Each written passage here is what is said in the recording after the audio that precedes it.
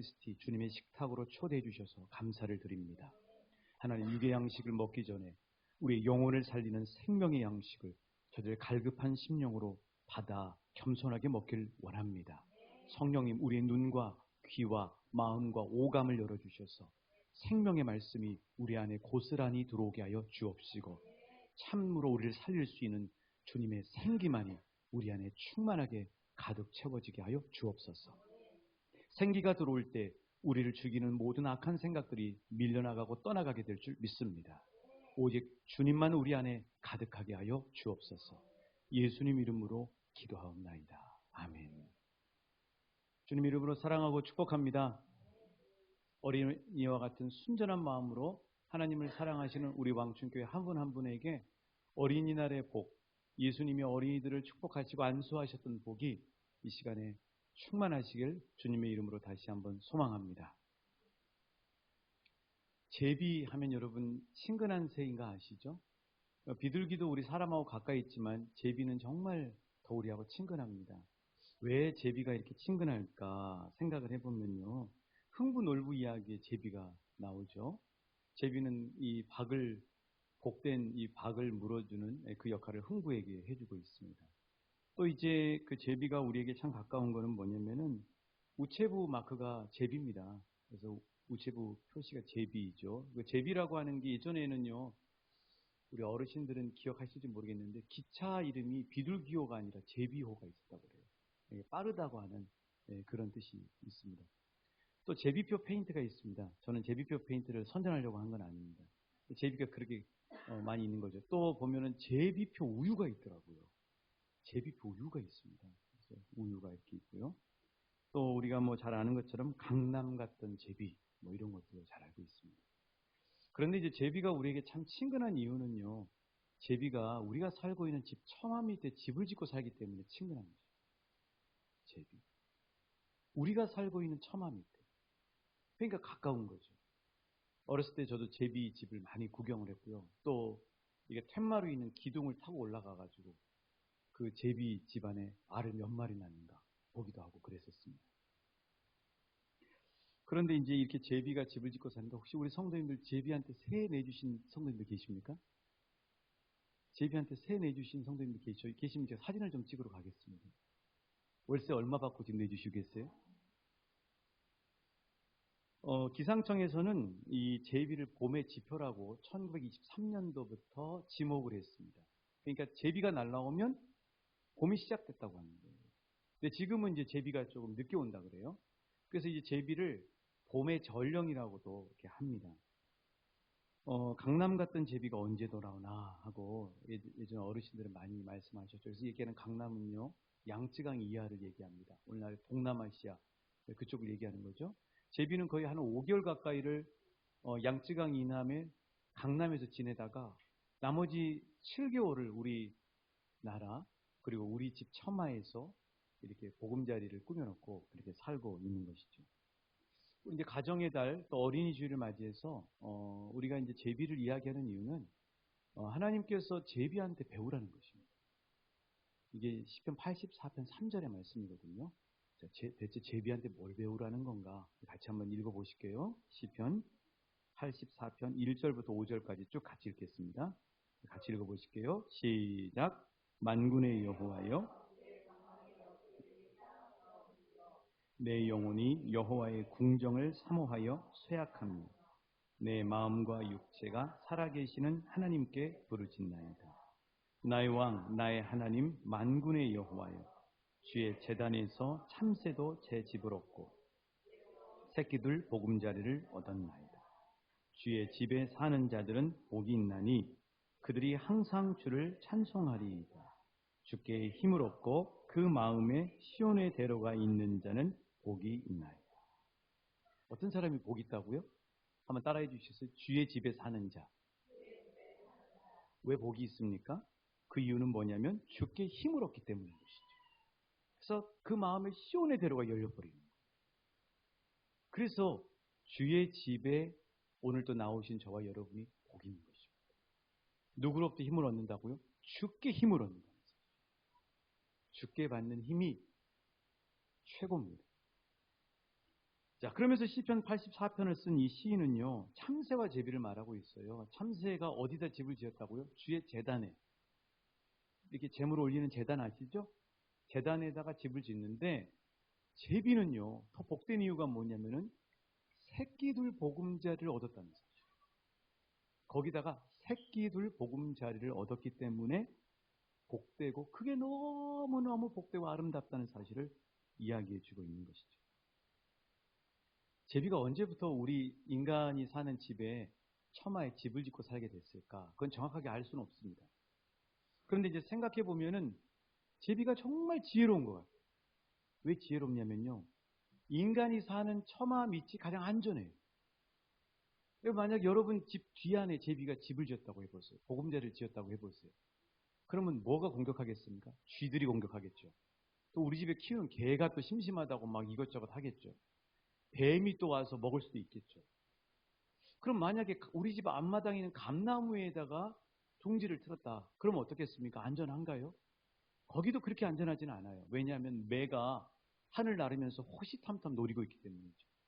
그 제비 새끼나 제비 알을 언제든지 노리고 있겠죠. 그런데 제비는 어디다가 둥지를 틀었다고요?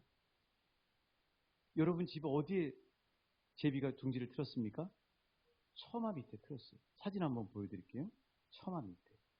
여러분 저기는요 뱀이 얼씬할 수가 없습니다. 쥐가 가까이 갈 수가 없어요. 또 매가 감히 들어올 수가 없어요. 왜요? 사람이 살고 있는 집. 사람은 만물의 영장이거든요. 어떻게 감히 짐승들이 사람에게 옵니까? 개가 우리를 왜 문 줄 아세요? 무서워서 무는 거예요. 개도. 사람이 무서워서 무는 겁니다. 자기하고 친숙하지 않고 신뢰감이 없는 사람이 무섭기 때문에 그런 거죠. 그만큼 이 세상에 있는 모든 것들은 사람을 무서워합니다. 근데 사람이 살고 있는 집에 누가 보금자리를 만들었어요? 제비가 만들었어요. 얼마나 지혜로워요. 이 제비의 지혜를 이 84편의 시인은 생생하게 보면서 도전을 받은 거죠. 제비가 가장 안전한 그런 사람들의 처마 밑에 집에 보금자리를 만드는 것처럼 이 세상에서 가장 안전한 데가 어디냐면 주의 성전이라는 거예요. 주의 성전에 집을 짓고 사는 제비처럼 주님 나도 주의 집에 집을 짓고 주의 집에 보금자리를 만들고 주의 집에 늘 사는 저 새끼들 보금자리를 만든 제비와 같은 복을 누리게 하여 주시옵소서. 이게 시편 84편 기자의 간절한 소망과 아름다운 고백인 것이죠. 그래서 여러분 세상에서 가장 안전한 것은 주님의 품입니다. 주님의 집이에요. 주님의 품 안에 집을 짓고 사는 저와 여러분 되시길 주님의 이름으로 축복합니다. 근데 그곳에 새끼둘 보금자리를 지으셔. 어미재미인 나만 거기 사는 게 아니라 내 품에서 나온 나의 새끼 제비들, 나의 자녀들도 세상에서 가장 안전한 장소인 주님의 성전, 주님의 품 안에 살 수 있도록 만드는 지혜로운 제비. 그 제비가 되라고 어린이날을 맞이하는 우리에게 하나님 소망의 말씀을 주십니다. 자, 옆 사람에게 축복하실까요? 제비에게 배우네요. 주의 성전에 새끼들 보금자리를 지었던 것처럼 당신의 가문도 주의 성전에 하나님의 품 안에 새끼들 보금자리를 만드십시오. 그것이 최고의 축복입니다. 여러분 이 전도서는 누가 썼어요? 솔로몬 왕이 썼습니다. 솔로몬 왕이 최고로 지혜가 빛날 때 잠언을 썼어요. 솔로몬 왕이 뜨거운 사랑을 경험할 때 아가서를 썼어요. 근데 아가서는요, 술람미 여인과의 사랑의 이야기이지만, 그래서 유대에서는 미성년자 접근 금지 책이었지만, 나중에 알고 보니까 그것은 무엇이었냐면 주님과의 뜨거운 사랑을 이야기하고 있는 거였거든요. 그런데 솔로몬이 노년에 쓴 거, 그게 전도서입니다. 노년에 어떤 마음이 썼을까요? 자기 인생을 후회하는 거죠. 아버지를 잘 만나서 부도 누리고요. 믿음의 대물림을 받았어요. 그런데 너무 부귀영화 그리고 정말 많은 어떤 그 좋은 것들을 누리면서 솔로몬이 타락하고 말잖아요. 열왕기 상 11장에 보면 솔로몬이 타락한 내용이 나옵니다. 그 솔로몬이 너무 강남에 오래 있었던 거예요. 주의 전에 있어야 됩니다. 그래서 그게 뒤늦은 후회가 된 거예요. 여러분, 저처럼 살면 안 됩니다. 제발 저처럼 살면 안 돼요. 이 세상의 부귀영화 아무것도 아닙니다. 뒤늦게 깨닫고 와서 보니 최고의 복은 이거더라고요. 여러분 저처럼 후회하지 마세요 하고 쓴 책이 전도서고, 그리고 오늘 본문이 전도서의 맨 마지막 장이었어요. 거기 핵심입니다. 그럼 대체 솔로몬이 강남에서 무슨 짓을 했는가, 어떻게 살았는가 한번 볼까요? 전도서 2장 한번 같이 보시겠습니다. 전도서 2장 1절부터 11절까지. 앞으로 넘기시면 나옵니다. 전도서 2장 1절부터 11절까지 말씀이에요. 저와 여러분이 한 절씩 교독하실게요. 솔로몬이 강남에 가서 어떻게 살았는가, 어떻게 살았길래 그 인생의 노년에 와서 그 삶을 후회하는가, 그리고 전도서를 썼는가 한번 같이 보길 원해요. 전도서 2장 1절부터 11절 저와 여러분이 교독하실게요. 나는 내 마음에 이르기를 자 내가 시험 삼아 너를 즐겁게 하리니 너는 낙을 누리라 하였으나 보라 이것도 헛되도다.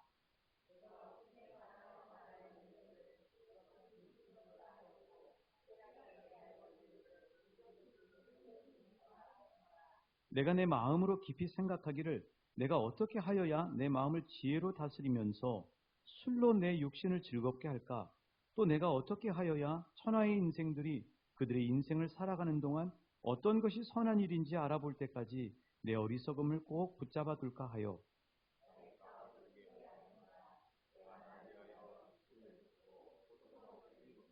여러 동산과 과원을 만들고 그 가운데 각종 과목을 심었으며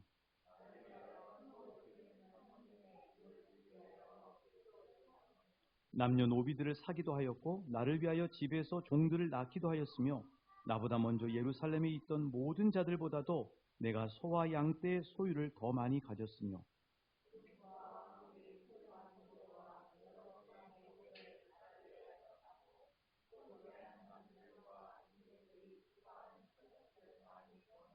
생생하게 나오죠. 9절 제가 읽을게요. 내가 이같이 창성하여 나보다 먼저 예루살렘에 있던 모든 자들보다 더 창성하니 내 지혜도 내게 여전하도다.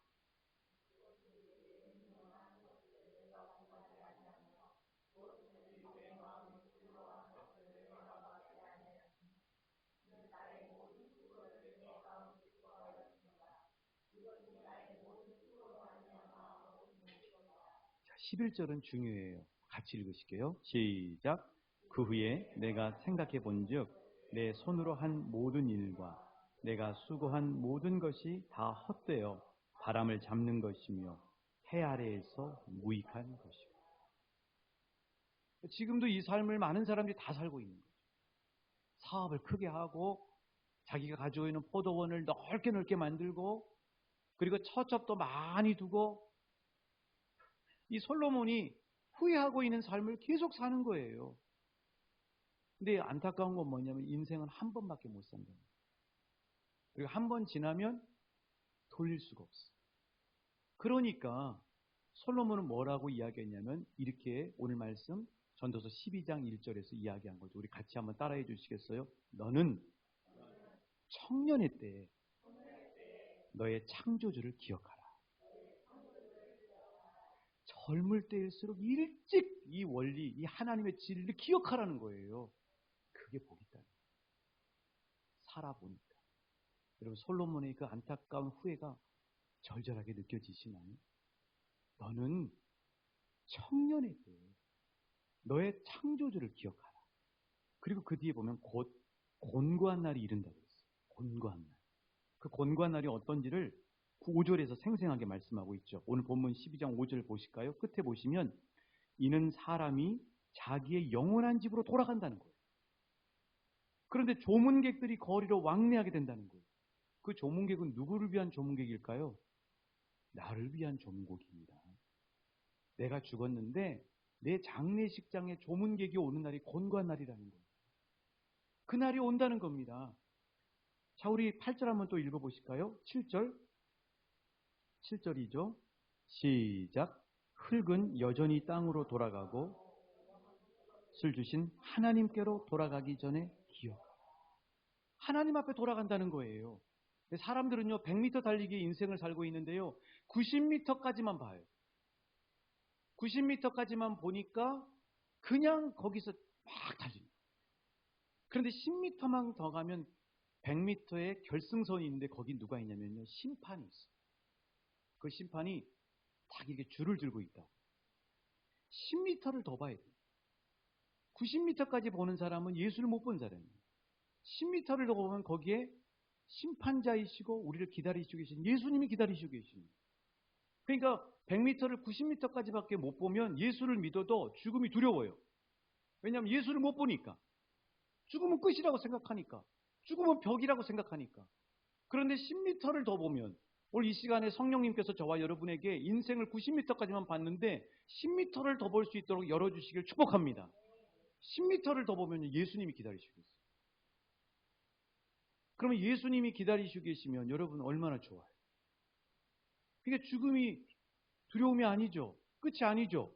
누구를 만나요? 예수님을 만나는 게 죽음이에요. 그러니까 죽음 앞에 벌벌 안 떠는 거죠. 내가 죽으면, 내가 호흡이 끊어지면 벽이고 아무것도 없다고 생각하면 두렵겠죠. 그런데 나는 이제 10m를 더 보게 됐어요. 눈이 열렸어요.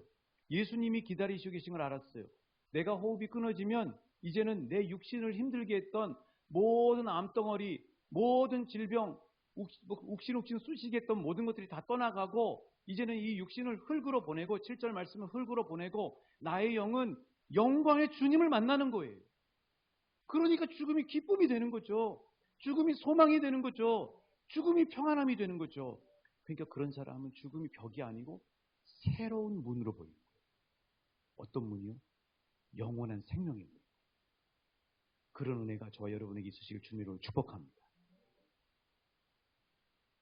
그래서 솔로몬은 젊으면 젊을수록 창조주 하나님을 빨리 가슴에 품고 기억하는 것이 지혜고 복이다고 털털 털려가지고 후회하면서 간절하게 생생하게 이야기합니다.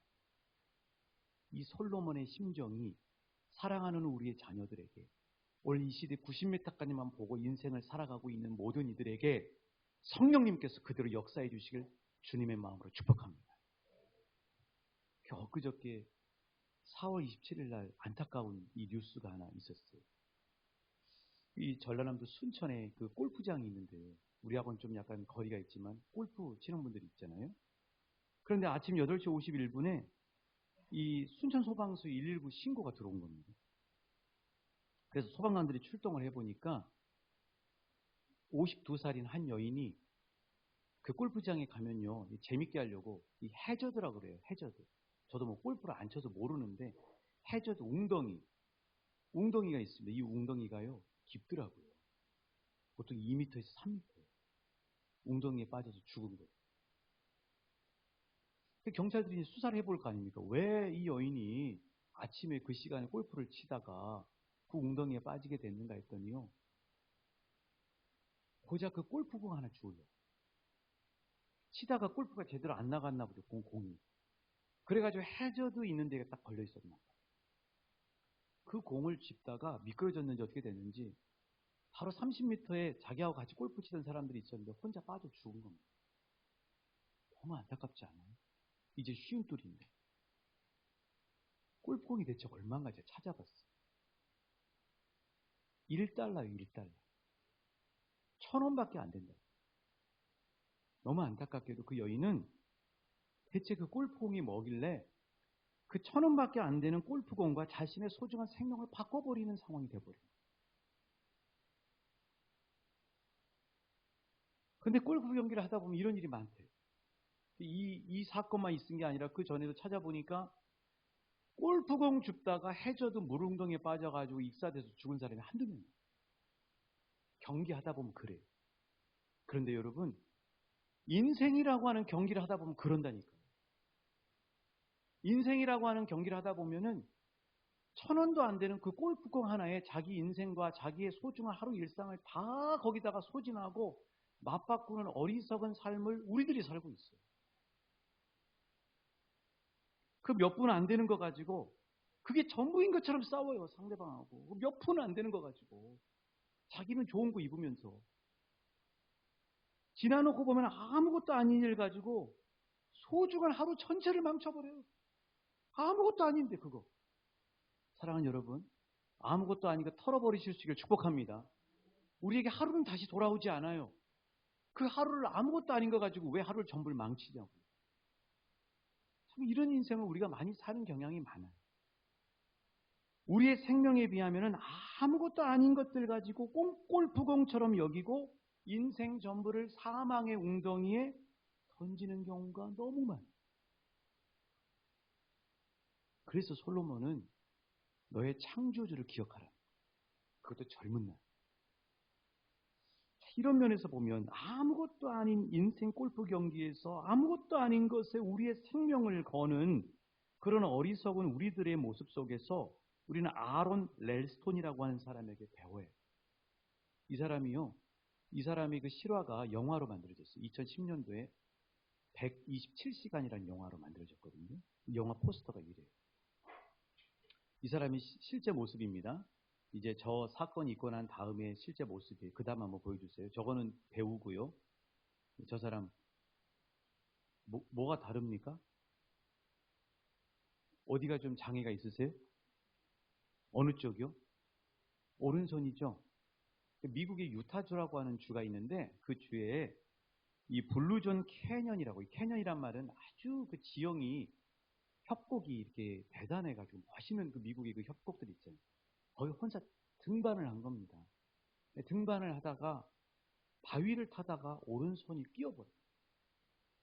끼었는데 몸은 지금 로프에 매달려 있죠. 자기 몸에는 중국산 칼 하나 있고 500ml짜리 생수 하나 있었어요. 여러분, 이 아론이라고 한 사람이 뭐 했을까요? 이 끼어있는 오른손을 빼려고 애를 썼겠죠. 근데 안타깝게도 아무리 이 오른손이 바위에 끼어있는 손이 안 빠지는 거예요. 아무리도 안 빠지는 거예요. 무려 몇 시간 동안을 사투를 벌였냐면 127시간. 그러니까 다 5일, 장장 5일을 오른손을 빼려고 사투를 벌여요. 대단하죠? 결국 손이 안 빠진 거예요. 그럼 어떻게 했을까요? 그 순간에 예수님의 이 말씀이 생각이 났다는 거예요. 마태복음 16장 26절인데요. 이 말씀입니다. 마태복음 16장 26절 한번 띄워주시겠어요? 같이 읽어보실까요? 시작. 사람이 만일 온 천하를 얻고도 제 목숨을 잃으면 무엇이 유익하리? 사람이 무엇을 주고 제 목숨과 바꾸리? 여러분, 이 세상에 목숨보다 귀한 건 없어요. 이 말씀이 떠오른 거예요. 오른손이 중요한 게 아니에요. 자기 생명이 중요한 거죠. 그래서 가지고 있던 칼 가지고 정말 끔찍한 일이지만 자기 오른손을 절단합니다. 그래야 사니까. 거기서 5일을 사투를 벌였는데 안 되는 거죠. 예수님이 이 말씀이 떠올라서 그런 거죠. 이 세상에서 자기 생명보다 귀한 건 없어요. 그리고 우리 생명보다 더 귀한 것은요, 영원한 생명. 그런데 사람들은요, 인생 골프 경기를 하면서 경쟁을 하다 보니까 아까 말씀드린 것처럼 아무것도 아닌 골프공에다가 자기 생명을 걸어버려요. 여러분, 왜 사람 때문에 영생을 버립니까? 그 사람이 여러분을 구원시킬 수 있어요? 저는 여러분 구원 못합니다. 저도 제 인생 예수님 붙잡고 평생 구원의 길 가운데 두렵고 떨림으로 나가는 거예요. 어떤 사람은요, 사람 때문에 영생을 버려버려요. 교회를 버려버려요. 신앙을 버려버려요. 골프공 같은 거죠. 왜 자기의 소중한 영생을 버립니까? 세상에 가장 귀한 하나밖에 없는 생명, 영생. 어떤 사람은요, 금은보화에 자기 인생을 걸어요. 금은보화가 눈에 커 보여서 자기 영생을 바꿔버립니다. 그러니까 돈 벌러 가버리는 거예요. 그 성경에 많이 나오잖아요. 이렇게 사람들을 모집하는데 노아 시대 때도 마찬가지고 예수님이 그 예화로 말씀하시는데 그 왕이신 임금님이 열어놓은 잔치에 안 가고 돈 벌러 가버리는 거예요. 안타까운 거죠. 어떤 사람은 일과 자기 취미의 영생을 바꿔버려요. 일이 중요해, 일이. 자기 생명, 자기 영생. 예수 믿으시게요. 바빠서요. 지금 농사 지어야 돼요. 지금 모내기 해야 된다고요. 여러분, 일이 중요합니까? 아니요. 이 세상에 자기 목숨보다 귀한 건 없어요. 영생보다 귀한 건 없다고요. 그걸 잘 생각하셔야 돼요. 어떤 지식이나 생각이 꽂혀가지고 신앙을 버려버려요. 젊은 사람들이 많이 그래요. 막 이제 대학 가면 소위 머리가 컸다고 그러죠. 뭔가에 꽂힌 거예요. 뭐 유튜브를 보고 꽂히든지 책을 보고 꽂히든지 지금 이 집권하고 있는 이 세력들, 그 사람들 예전에 민주화를 한다고 막 그냥 마르크스 레닌주의 붙잡고 있었던 사람들 아닙니까? 그렇잖아요. 그게 뭐가 중요해요, 여러분? 우리 생명보다 귀한 건 없어요. 영생보다 귀한 건 없다고요. 근데 거기에 잡혀버리는 거예요.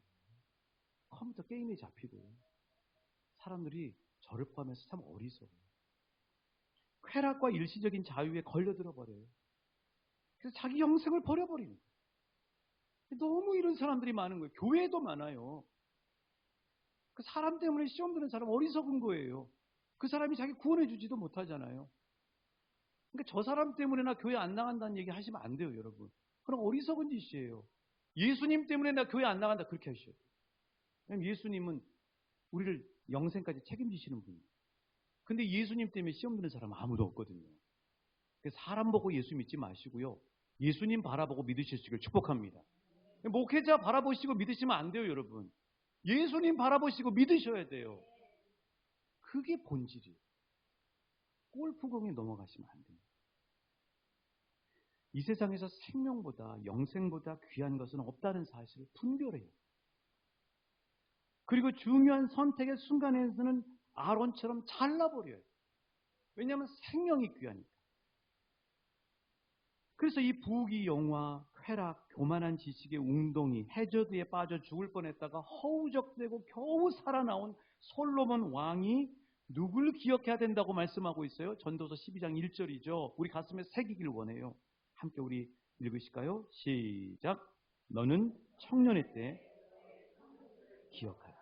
곧 곤고한 날이 이르기 전에. 그렇습니다. 그렇습니다. 거기까지. 열정이 대단하신, 귀하십니다. 그렇죠. 창조주 하나님을 기억하셔요. 창조주 하나님을 알아야 분별이 돼요. 이게 골프공인지, 이게 나한테 소중한 생명인지가 구분이 된다고요. 창조주 하나님을 모르면 제 아무리 서울대학을 나와도 헛된 골프공에 인생 전부를 낭비하고 어설픈 교만한 지식 가지고 인생을 살다가 안타까운 해저드에 빠지고 마는 거죠. 그러니까 여러분, 하나님을 알고 예수님을 아는 게 인생의 축복입니다. 좌우 옆 사람에게 이렇게 축복하셔야 돼요. 당신은 최고로 축복받으신 분이십니다. 하나님을 아시고 예수님을 아시기 때문입니다. 그래서 예수 믿는 게 복이에요. 어떻게 표현할 방법이에요. 그러니까 그 예수님을 알면 너무 귀한 거예요. 선택받으셨잖아요. 예수님 보이는 눈이 열리셨잖아요. 그리고 예배가 소중하다는 사실을 아시잖아요. 근데 문제는 뭐냐면 그 맛을 몰라요. 예수님은 날마다 함께 하시는데 어떤 사람은 하루 24시간 중에 20시간을 예수님하고 생생하게 동행하는 사람이 있고 어떤 사람은 전혀 예수님을 깨닫지 못하고 살아가는 사람이 있어요. 그건 교회 다니고 안 다니고 문제가 아니에요. 그러니까 오늘 장로님 기도하신 것처럼 예수님을 알아가는 게 복이에요. 예수님은 함께 하시거든요. 내 눈이 안 열릴 뿐이에요. 그러니까 주님, 내 눈을 열어주세요. 내 영적인 민감함을 허락해 주세요. 어느 곳에 가든지 예수님 동행하시는 예수님 보게 해주세요. 그럼 힘이 넘쳐요. 그게 24시간 주님과 동행하는 그런 운동이에요. 지난 그 4월 20일 날 이 기독교 방송에서 이 방영되는 새롭게 하소서라는 프로가 있잖아요. 이 새롭게 하소서에 출연하신 분이 아주 도전적인 한 분이 나오셨더라고요. 이 평양 의과대학. 아니, 북한 맞습니다. 북한의 평양의과 생각을 하게 됩니다. 그 후 교수로 있는 윤상혁 교수입니다. 근데 이제 이분이 어떻게 평양에 들어가서 살고 계시나 잠깐 지금 나오셨더라고요. 그러니까. 근데 어떻게 이분이 평양에 들어가서 사시게 됐는가? 너무 재밌는 거예요. 이분이 의사시거든요. 근데 사람들이 의사 그러면은 엘리트 코스를 밟고 막 영어 수학 100점 맞고 그래서 의사가 되는 걸로 생각하는데 이분은요 평생 그 트라우마가 있는데 수학 빵점. 근데 그것도 어떻게 빵점 맞았냐면 어머니가 서울대 수학과를 다니는 과외 선생님을 붙여준 거예요. 그래가지고 사과 있지. 사과 있잖아. 여기 사과 이거 딱 잘라가지고 과도칼로 잘라서 4분의 1쪽을 딱 먹어보라고. 자, 이게 분수야. 이게 4분의 1이고 나머지는 4분의 3이야. 이렇게 가르쳐 줬는데도 수학을 빵점 맞아. 대단하죠. 그렇게 빵점 맞기도 어려운 거야. 그래가지고 부모님이 공부시키고 싶었는데 아, 우리 아들은 머리가 안 되는 거야. 그래서 이 아들을 수영을 시킨 거예요. 운동선수 시킨 거예요. 그래서 수영선수였습니다. 어렸을 때부터 수영을 한 거예요. 그래서 대학을 가게 됐어요. 체육특기생으로. 근데 어떻게 의사가 됐냐고요? 기가 막히죠. 고등학교 3학년 때 어떤 집회가 있었는데 그 집회에서 이분이 좀 순수하더라고요. 마음이. 집회에서 은혜를 받고 하나님을 위해서 특히 북한 선교를 위해서 헌신할 사람 나오세요. 그러니까 자기는 다 나온 줄 알았나 봐요. 걸어서 나오는데 자기 친구들 뒤에서 웃고만 있더라는 거예요. 자기 혼자 앞에 나온 거예요. 여러분 고3짜리가 뭘 알고 있겠습니까? 고3짜리가 무슨 북한을 어떻게 갑니까? 저기 베트남 가기는 쉬워도 북한 가기는 더 어렵잖아요. 근데요 아무것도 모르고 얼떨결에 있어도 하나님은 그걸 기억하시고 계신 거예요. 그래서 이 인생을 하나님이 이제 이끌어 가시기 시작하는데 그렇게 하면서 이제 북한의 의료 선교사가 돼야 되겠다. 그런데 이 친구는 지금 무슨 선수라고요? 수영 선수라니까요. 운동 선수가 어떻게 수학 그 의사가 되는 공부를 합니까? 그래서 이 친구가 이제 아버지한테 미친놈 소리를 들었다고 그러더라고요. 자기 미국만 보내달라는 거예요. 그래서 아버지 허락을 겨우 받고 미국에 간 겁니다. 미국에 갔는데 일본인 친구를 만난 거예요. 이 일본인 친구가 너무 귀하게도 목사님이 되려고 미국에 온 거예요.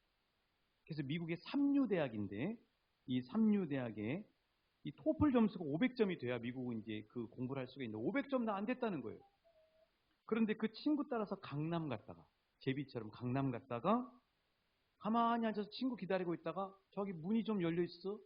그 문을 들어서 자기가 상담받고 싶은 생각이 들더래요. 그래서 가가지고 자기 속 얘기를 다 했다는 거예요. 나 이런 목적으로 의료 선교사가 되기 위해서 여기 왔는데 이렇게 하면서 얘기를 하니까 세상에 어떤 일을 하나님이 열어주시냐면 그러면 너 토플 점수 500점 안 되지만 조건부로 학교에 입학하도록 해줄게. 대신에 너 F 하나라도 나오면 다시 가서 토플 500점 이상 맞고 들어와요. 이런 조건이 됩니다. 여러분 그렇게 해서 들어갔는데 공부 열심히 했을까요? 안 했을까요? 정말 죽어라고 열심히. 공부를 열심히 해가지고 생물학을 전공하게 되고 열심히 공부해서 의사의 길로 들어서게 된 거예요. 근데 하나님이 어떻게 북한으로 보냈냐면은 그 자기 아내를 만나게 됐는데 그 학교에서 만났는데 그 학교의 신입생 명단을 보니까 세상에 다 백인들만 다니는 학교인데 자기 빼고 코리아 대전이라고 출생지가 되어 있는 사람이 있어요. 그래서 한국 사람인 줄 알고 가보니까 미국 백인인 거예요. 알고 보니까 우리나라에 복음 전하러 선교사님이 들어와가지고 그 선교사님 자녀예요. 대전에서 태어나. 근데 이제 이 여인하고 결국 연애해서 결혼하게 됐는데 이 여인이 북한 땅에 자기가 들어가서 선교하겠다고 서원을 합니다. 그렇게 해서 이분들이 이런 과정을 거쳐가지고 북한 땅에 들어가게 됩니다. 오히려 선교사. 근데 놀라운 일은요. 그 나선이라고 하는, 저도 그 나선 근처에는 가봤거든요. 단동 근처가 나선이라고 하는 새로운 신특구입니다. 거기서 이제 병원을 이렇게 열어가지고 어려운 아픈 분들 치료하는데 뇌성마비에 걸린 아이를 왔는데 치료가 되더라고요. 첫 번째 이제 병원에 출근해가지고 환자들을 봤는데 이분이 기도했대. 하나님, 어르신들은 고질병이라 잘 안 나으니까 젊은 사람들 금방금방 잘 낫는 표가 나는 젊은 사람들 보내주세요. 그랬는데 갑자기 밑에서 동무 지금 환자들 왔습니다. 아 그래요? 그 문을 열고 샥 들어오는데 다 어르신들만 줄 서 있더라고요. 보니까 완전 고질병인 거예요. 근데 그 고질병의 어르신들이 있는데 그분 중에 50견에 걸리셨는데 50견도 우리나라는 아무것도 아니잖아요. 북한에서는 치료를 제대로 못 받으니까 8년째 50견으로 있으니까 2cm도 어깨가 안 올라가는 거예요. 자기가 보니까 의사인데 안 될 것 같은 거예요. 근데 어떻게 해요? 뭐 안 된다는 얘기는 못 하잖아요. 그래서 앉았는데 그 앉은 상황에서 속으로 기도합니다. 북한이니까. 속으로 기도했는데요. 세상에. 그 8년 동안 50견 때문에 2cm도 안 올라갔던 분이 어깨가 올라가고. 그래가지고 LA에서, 미국에서 의과대학 졸업하고 LA에서 병원 했을 때 그 별로 그렇게 탐탁지가 않았는지 신통치가 않았는지 손님도 없던 양반이 그 하나님의 놀라운 성령의 역사로 북한에서 명의가 돼버린 겁니다. 그래가지고 스카우트가 돼가지고 나선에 있다가 평양의과대학의 정형외과 교수로 가서 북한에서 의사들을 가르치는 그런 사역을 감당하고 있어요. 여러분 이분의 삶 속에서 알 수 있는 사실은 하나님의 손에 붙잡히면 하나님 만들어간다는 사실. 하나님의 손에 붙잡히는 게 중요해요. 하나님의 손에 붙잡히면 의사도 만들어버리고 하나님의 손에 붙잡아버리면 북한도 들어가게 되고 하나님의 손에 붙잡히면 병도 치유해버리고 하나님이 그를 통해서 하나님 나라를 이뤄간다고 하는 사실. 근데 이 윤상혁이라고 하는 이 사람을 그 길로 인도해 준 사람이 누군가 영상을 잠깐 한 2분 정도 볼게요.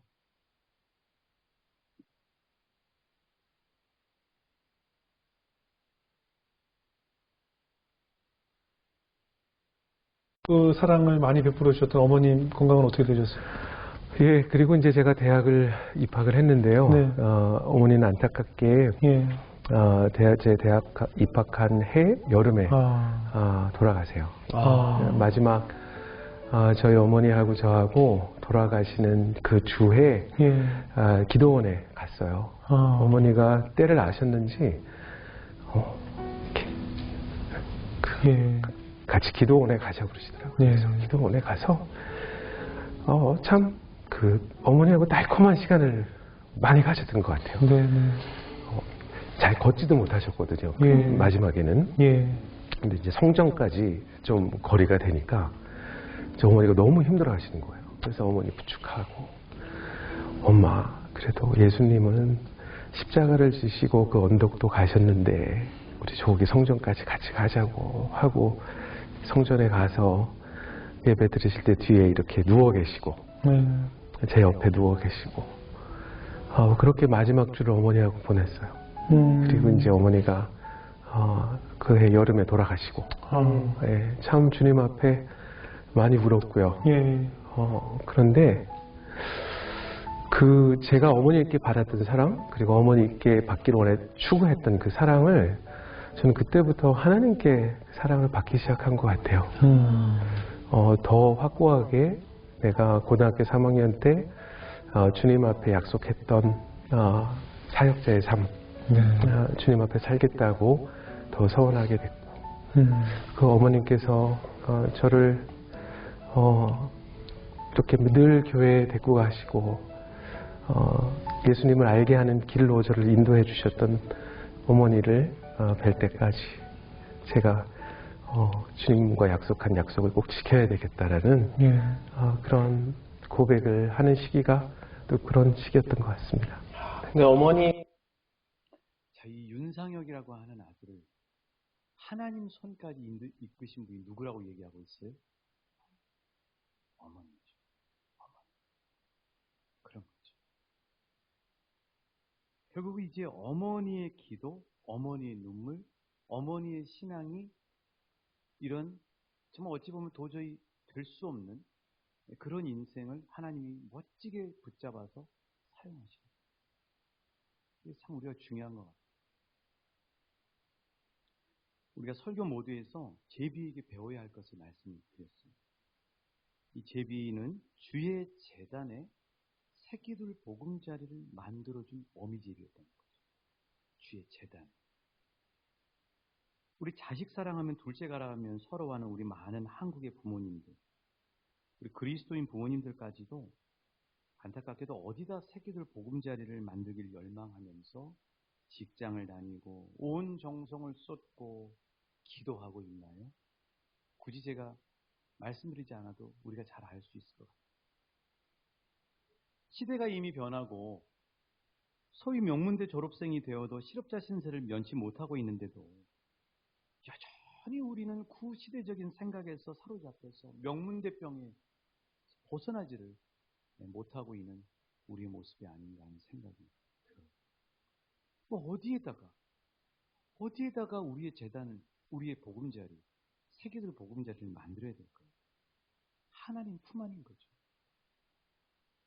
하나님이 붙잡으면 된다니까요. 그러니까 하나님 품 안에다가 내 아들, 딸들을 올려놓으셔야 돼요. 그게 내가 하나님 앞에 가는 그날까지 감당해야 될 사명인 거죠.